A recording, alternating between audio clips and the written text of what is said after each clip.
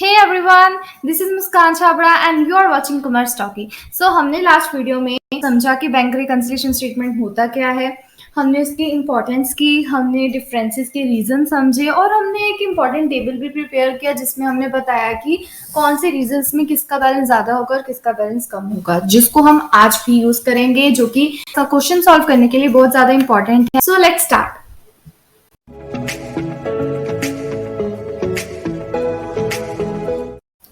आज हम 4 तरह के क्वेश्चंस लेंगे. फर्स्ट क्वेश्चन हमारा है, Rimjhim limited maintains a current account with the State Bank of India.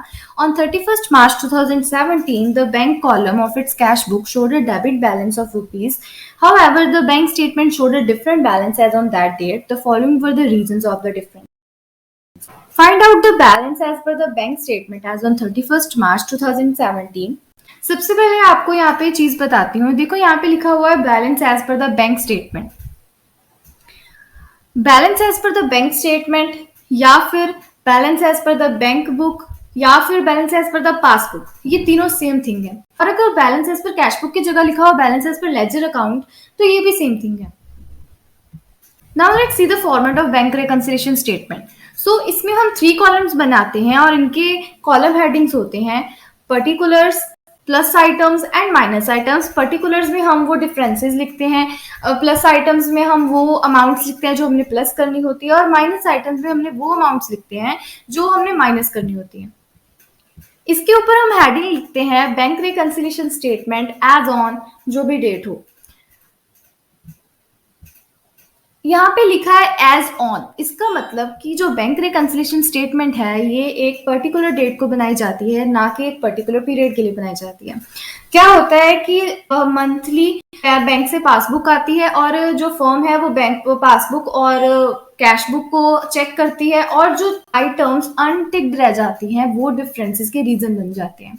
और बैंक रिकंसिलिएशन स्टेटमेंट हम क्या प्रिपेयर करते हैं, हम क्या करते हैं इसमें, हमें ना एक बैलेंस दे दिया जाता है, या फिर कैश बुक का बैलेंस या तो पासबुक का बैलेंस, और हमें डिफरेंसेस के रीजंस भी दे दिए जाते हैं. और हमने क्या करना होता है, हमने उसको प्लस या फिर माइनस साइड लिख के हमने पासबुक का बैलेंस निकालना होता है या फिर कैश बुक का बैलेंस निकालना होता है. सपोज अगर हमें कैश बुक का बैलेंस दिया है तो हम पासबुक का बैलेंस निकालेंगे, अगर हमें पासबुक का बैलेंस दिया है तो हम कैश बुक का बैलेंस निकालेंगे. तो हमने बैंक रिकंसिलिएशन स्टेटमेंट में ये चीज प्रिपेयर करनी होती है. अब हमें 4 तरह के क्वेश्चंस दिए जा सकते हैं.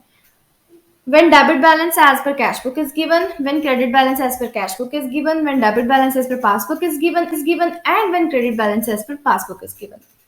जो debit balance as per cash book है ये रिप्रेजेंट करता है कि हमारे अकाउंट में कुछ बैलेंस है, कुछ डिपॉजिट्स पड़े हैं.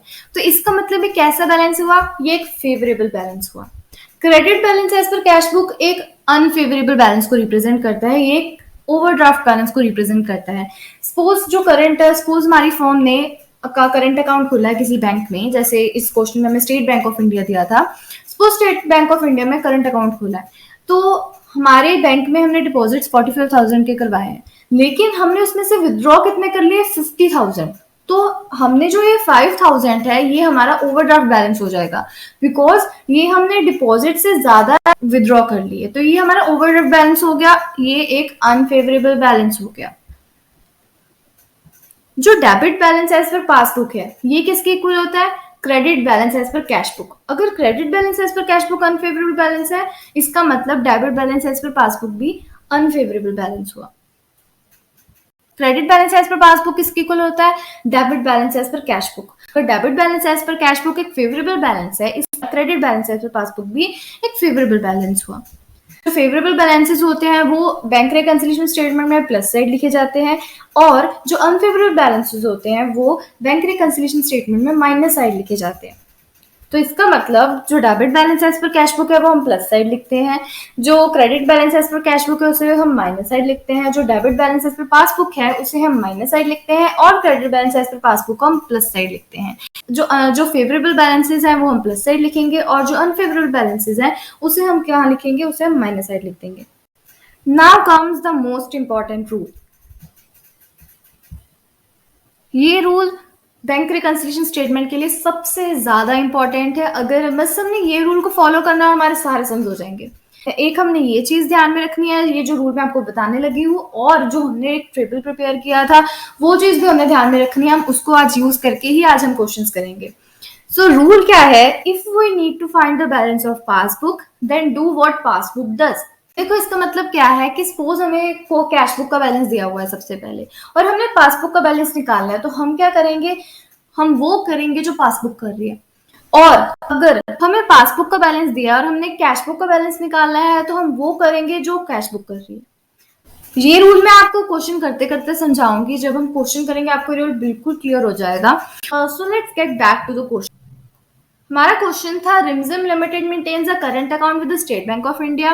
On 31st March 2017 the bank column of its cash book showed a debit balance of ₹1,54,300।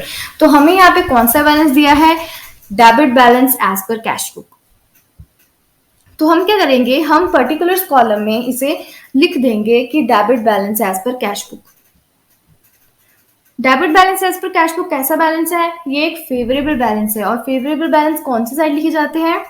Plus side लिखे जाते हैं। अब हम डिफरेंसेस देखते हैं।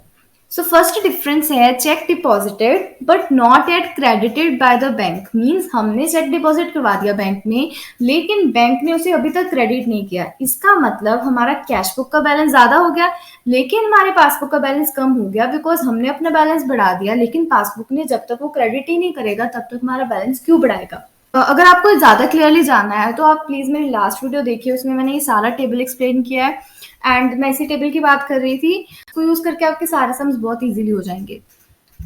एंड यस, अगले क्वेश्चंस में जाके हम इसको यूज नहीं करेंगे, इसको हम अपने माइंड में रखेंगे, लेकिन एक क्वेश्चन हम इस टेबल की हेल्प से करेंगे। तो अब यहाँ पे क्या है? पासबुक का बैलेंस कम है और कैश बुक का बैलेंस ज्यादा है, और हमारा रूल क्या था? हम यहाँ पे पासबुक का बैलेंस फाइंड कर रहे हैं, तो हम क्या करेंगे? जो पासबुक कर रही है। अगर यहाँ पे क्या पासबुक का बैलेंस कम है, तो इसका मतलब हम कैश बुक का भी बैलेंस कम कर देंगे। तो हम क्या करते हैं? हम पहले पर्टिकुलर्स में रीजन लिख लेते हैं कि क्या रीजन था। तो इसमें रीजन है, check deposited but not eight credited bye the bank. अब पासबुक का बैलेंस कम है, तो हम क्या करेंगे? हम कैश बुक का बैलेंस भी कम कर देंगे, मीन्स हम इसे माइनस साइड लिख देंगे। अब देखते हैं नेक्स्ट रीजन। नेक्स्ट रीजन हमारा है, check issued but not eight presented for payment. Means हमने चेक इशू कर दिया, लेकिन जिसको चेक इशू किया है वो पेमेंट के लिए वो पेमेंट लेने आया नहीं बैंक से। तो ऑब्वियसली हमारा कैश बुक का बैलेंस हमने तो कम कर दिया, लेकिन बैंक तब तक क्यों बैलेंस कम करेगा जब तक कोई लेने ही नहीं आएगा। तो इससे क्या हुआ? हमारा जो कैश बुक का बैलेंस है वो कम हो गया और पासबुक का बैलेंस ज्यादा हो गया। अब हम वो करेंगे जो पासबुक कर रही है। अगर पासबुक का बैलेंस ज्यादा है तो हम कैश बुक का बैलेंस भी बढ़ा देंगे।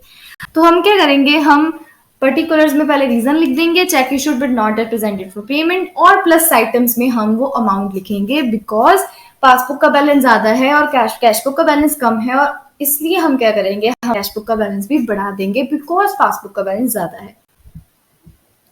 नेक्स्ट रीजन है, bank charges not yet recorded in the cash book. Means bank ने चार्जेस चार्ज कर लिए हैं, लेकिन कैश बुक में रिकॉर्ड ही नहीं किए गए। इससे हमारा कैश बुक का बैलेंस तो ज्यादा होगा, लेकिन पासबुक का बैलेंस कम होगा, बिकॉज हमने अगर वो रिकॉर्ड ही नहीं किए तो तब तक हमारा बैलेंस तो ज्यादा ही होगा, लेकिन पासबुक का बैलेंस कम हो जाएगा, बिकॉज बैंक ने तो वो काट लिए हैं। तो इसमें पासबुक का बैलेंस कम है, तो हम क्या करेंगे? तो हम अपने कैश बुक का बैलेंस भी कम कर देंगे। हम ये अमाउंट लिख देंगे माइनस साइड पर। नेक्स्ट रीजन है हमारा, check received by the bank directly from trade debtors. इसका मतलब कि बैंक ने डायरेक्टली चेक्स रिसीव कर लिया डेटर से, लेकिन हमें इसके बारे में नहीं पता। इसका मतलब कि बैंक ने तो हमारा बैलेंस बढ़ा दिया, लेकिन हमने बैलेंस नहीं बढ़ाया। तो इससे क्या हो गया? इससे हमारा कैश बुक का बैलेंस कम हो गया, लेकिन पासबुक का बैलेंस ज्यादा हो गया। तो हम क्या करेंगे? अगर पासबुक का बैलेंस ज्यादा है तो हम क्या करेंगे? हम अपने कैश बुक का बैलेंस भी बढ़ा देंगे और अपनी अमाउंट प्लस साइड लिख देंगे। नेक्स्ट है, insurance premium paid by the bank as per standing instructions but not yet recorded in the cash book. इसका मतलब कि बैंक ने इंश्योरेंस प्रीमियम पे कर दी हमारे एडवाइस पर, लेकिन कैश बुक में हमने रिकॉर्ड नहीं किया। इसका मतलब कि हमारा जो बैंक का बैलेंस है, पासबुक का बैलेंस है, वो कम होगा, लेकिन कैश बुक का बैलेंस क्या होगा? ज्यादा होगा। अगर पासबुक का बैलेंस कम है तो हम क्या करेंगे? हम कैश बुक का बैलेंस भी कम कर देंगे। तो सबसे पहले तो इतना बड़ा सेंटेंस है, हम उस डिफरेंस को थोड़ा छोटा करके लिख देंगे। हम क्या लिख देते हैं? हम इसे लिख देते हैं, bank paid insurance premium as per advice. हमने इसे छोटा करके थोड़ा सा लिख दिया और हम इसे माइनस साइड लिख देंगे। बिकॉज पासबुक का बैलेंस कम है इसलिए हम इसे माइनस साइड लिख देंगे, हम कैश बुक का बैलेंस भी कम कर देंगे। नेक्स्ट हमारा रीजन है dividend collected by the bank but not yet recorded in the cash book. Bank ने डिविडेंड कलेक्ट कर, बैंक ने बैलेंस बढ़ा दिया लेकिन हमने ये कैश बुक में रिकॉर्ड नहीं किया, इसका मतलब हमारा बैलेंस क्या हो गया, कम हो गया। तो हम क्या करेंगे, अगर पासबुक का बैलेंस ज्यादा है तो हम क्या करेंगे, हम भी अपना बैलेंस बढ़ा देंगे। हम इसे लिख देते हैं प्लस साइड पर। अब हमने तो सारे रीजंस कर लिए, हमने जो चीज प्लस साइड लिखनी थी हमने वो लिख दी, जो माइनस साइड लिखनी थी वो हमने माइनस साइड लिख दी। हमने सबसे पहले ये भी लिख दिया कि कौन सा बैलेंस दिया है, हमने उसे प्लस साइड लिख दिया, हमने सारे रीजंस लिख दिए, उसे प्लस माइनस साइड लिख दिया बाय यूजिंग दैट टेबल। अब हम क्या करेंगे, अब हम इन दो कॉलम्स का प्लस आइटम्स और माइनस आइटम्स का टोटल कर देंगे। दैट इज 371260 और दूसरे का क्या है 91985। तो अब हम क्या करेंगे, हम ये फाइंड करेंगे कि किसका टोटल ज्यादा है, प्लस आइटम्स का ज्यादा है या फिर माइनस आइटम्स का ज्यादा है। अगर प्लस आइटम्स का टोटल माइनस आइटम से ज्यादा होता है तब हमारा फेवरेबल बैलेंस आता है, और अगर माइनस आइटम्स का टोटल ज्यादा होता है और प्लस आइटम्स का टोटल कम होता है तो अब हमारा अनफेवरेबल बैलेंस होता है। तो अब हमारा यहाँ पे प्लस आइटम्स का टोटल ज्यादा आ रहा है और माइनस आइटम्स का टोटल कम आ रहा है, तो इसका मतलब जो हमारा बैलेंस होगा वो एक फेवरेबल बैलेंस आएगा हमारे पास। फिर हम क्या करेंगे, फिर हम इन दोनों टोटल्स का डिफरेंस निकालेंगे, 371260 और 91985 का डिफरेंस निकाल लेंगे और उसे किस साइड लिखेंगे, जिस साइड कम बैलेंस आ रहा है। जैसे कि हम लेजर वगैरह में जब बैलेंसिंग करते हैं जैसे करते हैं वैसे यहाँ पे कर देंगे। हम यहाँ पे लिख देंगे, हम यहाँ पे डिफरेंस लिख देंगे, जिस साइड कम होगा उसी साइड ऑब्वियसली हम डिफरेंस लिख देंगे और फिर हम नीचे का टोटल सेम लिखेंगे जैसा कि हम लेजर अकाउंट में करते हैं। और जैसा कि मैंने कहा कि इसका एक फेवरेबल बैलेंस होगा, तो पासबुक का फेवरेबल बैलेंस कौन सा होता है, क्रेडिट बैलेंस। तो हम यहाँ पे क्या लिख देंगे, credit balance as per passbook क्या आया 279275। तो ये था हमारा क्वेश्चन और ये हमने बहुत इजीली सॉल्व कर लिया।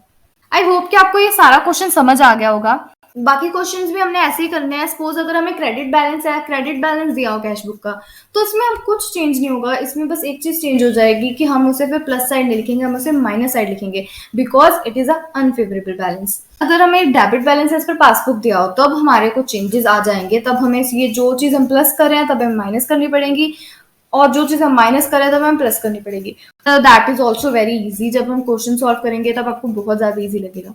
नेक्स्ट वीडियो में हम बाकी 3 तरह के क्वेश्चन सॉल्व करेंगे लेकिन विदाउट यूजिंग द टेबल, और हम अपने माइंड से सॉल्व करेंगे उसे। So thank you so much video देखने के लिए।